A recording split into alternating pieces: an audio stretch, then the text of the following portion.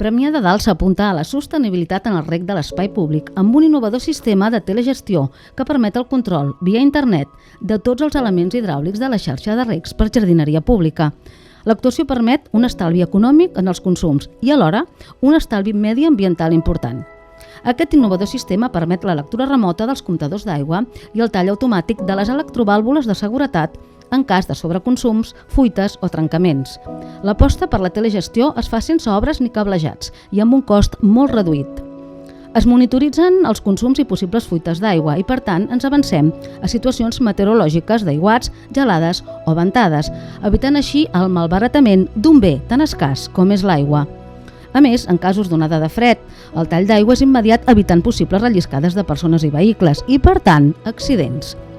Aquesta actuació innovadora i sostenible suposa un estalvi d'aigua de més del 40% del consum anual, un estalvi de temps i desplaçaments en tasques de manteniment i, en conseqüència, una disminució del combustible i la contaminació de vehicles.